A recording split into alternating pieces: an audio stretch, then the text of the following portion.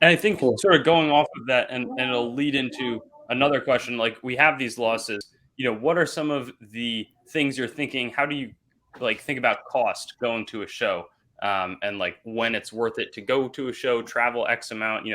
There's hotels, there's gas, there's lots of different costs. So what's sort of your mentality in terms of how you make shows viable, given that that's a big thing you do? So we try to get most of our shows within 8 hours of driving, and the reason being is because e- everything goes up exponentially as you drive. And what I'm saying is basically anything past 8 hours, you have to basically get a hotel room. You have to get food multiple days. You're also having to stay somewhere when you're there. And so if you're going anywhere like above 8 hours, you're ended up spending 1,000, 1,500, $2,000. And so a lot of that really is just out of our wheelhouse right now.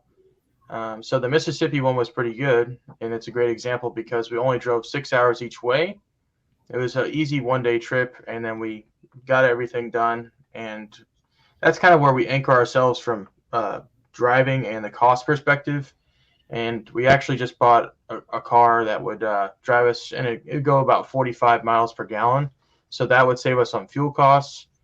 So basically, the way I would ask people or check on people to approach coin shows is that, is it okay for you to spend that much money, and will you be able to make it back when you're buying coins at the show? And thankfully, the right coins were at that show, and we didn't have too much cost going into it, and it ended up doing very well. And the best way you can, do better at this over time is that you just get better at looking for great coins and then knowing where to sell them at, and then you'll be able to go to those bigger shows and spend that $2,000, $3,000 to get there.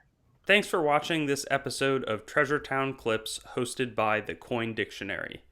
To hear more from Christian, his team over at Treasure Town, and the guest that we featured today, there's a link in the description that will take you to all of those, so be sure to look out for that and tune back in with some more coins, collectibles, precious metals, and other relevant information in the future here at the Coin Dictionary.